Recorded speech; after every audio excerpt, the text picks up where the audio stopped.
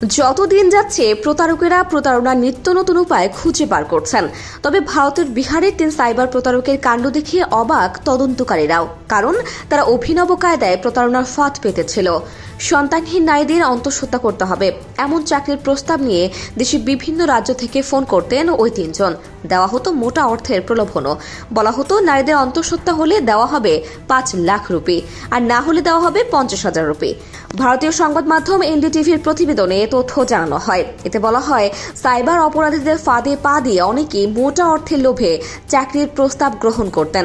প্রস্তাব গ্রহণ করলে রেজিস্ট্রেশন ফি বাবদ 500 থেকে 20,000 রুপি জমা দিতে বলা হতো। সম্প্রতি বিহারের নওয়াদা জেলার কাহুয়ারা নামের একটি গ্রামে তল্লাশি অভিযান চালিয়ে অভিযুক্ত 3 জনকে গ্রেপ্তার করা হয়। এ সময় তাদের কাছ থেকে 6টি মোবাইল ফোন জব্দ করা হয়। স্থানীয় পুলিশের ভাষ্য, ওই 3 যুবক বেবি বার্থ সার্ভিস নামে একটি ভুয়া সংস্থা খুলেছিলেন। সেই সংস্থা থেকেই ভারতের বিভিন্ন রাজ্যের যুবকদের সঙ্গে যোগাযোগ করে চাকরির প্রস্তাব দেওয়া হতো। কতজন যুবকদের দ্বারা প্রতারিত হয়েছেন তা খতিয়ে দেখছে পুলিশ।